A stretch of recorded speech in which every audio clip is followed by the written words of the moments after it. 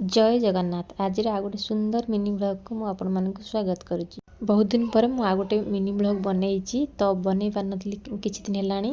तो सकाल सकाल ये झीर जो स्कूल थी मुझे स्कूल को छाड़ापी तो पागटा बहुत सुंदर थिला।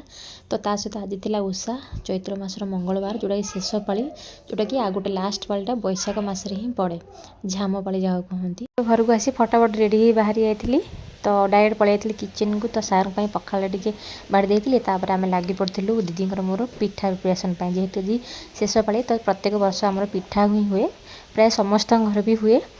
तो दीदी सेपटे जंता जंती करी रेडी करते सेपटे गढ़ागढ़ी करदे मुझे छाणी देती।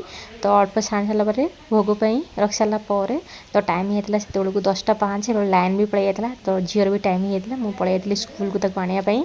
तो स्कूल आनी तो डायरेक्ट रोसई करदे जहाँ भात डाली जी भी करूँ से टाइम भितर। तो पूजा भी सेपटे स्टार्ट हो जाता समय जी है करदे। तो दीदी मु झी बाहरी जाइलु पूजा पाखक। तो एपटे बाटा देखूँ आ तो गला बेले धूपकाठी सब गली पड़ा तो से आगे पड़े पछरे मुझे धूप नहीं पलि जाती डायरेक्ट पूजा पाखक। तो पूजा पाखे पहुँचला बेलू माँ सजासजी चली फूल फूल सजासजी चली। तो माँ को सजासजी सारापर एपटे नड़िया कराकरी चली फल भी कटाकटी प्रिपेरेसन चली भोगपाई।